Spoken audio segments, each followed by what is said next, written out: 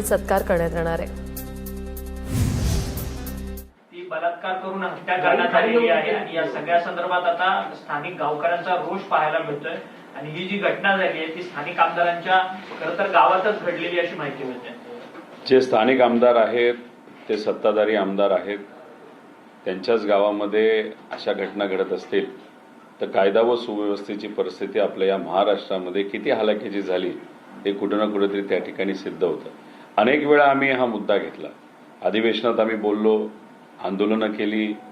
ज्या मुलींवर अत्याचार झाले, ज्या परिवाराला खूप मोठी किंमत मुलीला मृत्युमुखी पाडल्यामुळे त्या ठिकाणी मोजावी लागली, अशा परिवाराला जाऊन आम्ही भेटलो, काही वकिलांना आम्ही भेटलो आणि सगळं झाल्यानंतर सातत्याने आम्ही काही आकडे सरकारसमोर मांडत आहोत की आपल्याला शक्ती कायद्यासारखा कडक कायदा या महाराष्ट्रामध्ये आणावा लागेल। पण दुर्दैव असं मुख्यमंत्री साहेब जे आपल्या या राज्याचे होम मिनिस्टर आहेत ते शब्दाचा खेळ करतात। आकडेवारी आम्ही जेव्हा सांगत असतो, जेव्हा आम्ही सांगतो की आपण बिहार आणि उत्तर प्रदेशच्या पुढे चाललेलो आहोत गुन्हेगारीच्या बाबतीत, पण मग आकडेवारीचा खेळ करत ते कुठेतरी त्या विषयावरचं लक्ष हे दुसरीकडे कुठेतरी घेऊन जातात।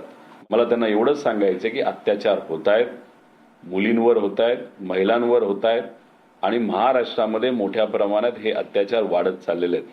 त्यामुळे कुठं ना कुठेतरी कायदा व सुव्यवस्था आपली कमकुवत झालेली आहे, पोलिसांची भीती कमी झालेली आहे।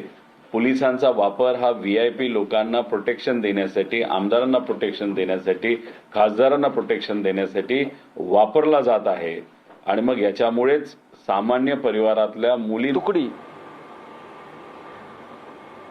मला वाटतं 13 जणांची सुरत जाणार आहे।